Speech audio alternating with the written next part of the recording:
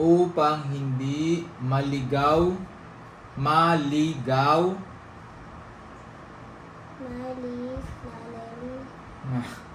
Yan, maligaw. Oh, what is that? Maligaw.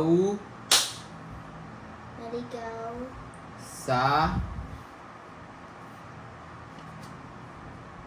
Maligaw sa iba't ibang lugar.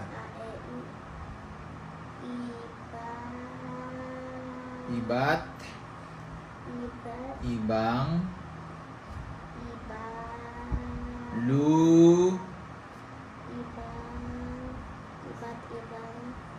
lugar.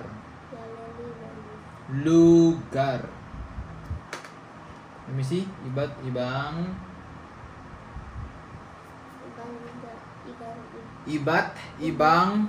lugar. Gar.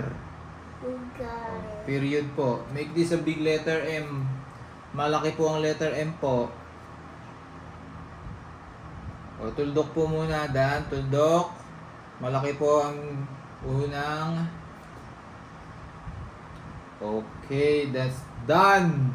So, ayan po ang lesson 4 natin for today ay ang mga direksyon na tinuturo natin kay Amanda, which is sobrang importante. Ngayon po pala, by the way, ay keep safe guys dahil walang pasok, malakas ang ulan, pero parang mas maganda na may pasok na lang sila dahil ang daming pinapagawa sa atin. Di ba, Amanda? Mandy, alam namin wala kayong pake sa mga ginagawa at mga sinasabi namin. Pero share lang namin, no? Baka mayroon sa inyong ma-inspire. Ay, ganito pala.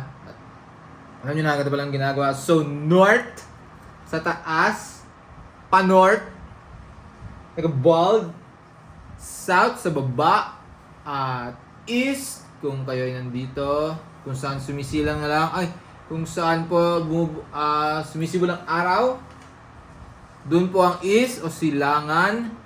By the way, north hilaga, south timog is silangan, at lumulubog naman po ang araw sa kanluran. Okay, hindi po ako si Kuya Kim, ako po si Ponyamaru, at lagi nagsasabi na lagi kang may kasama, hindi ka nag-iisa hanggang sa dulo. Papa, when can we study? Ay! Study na po, bye!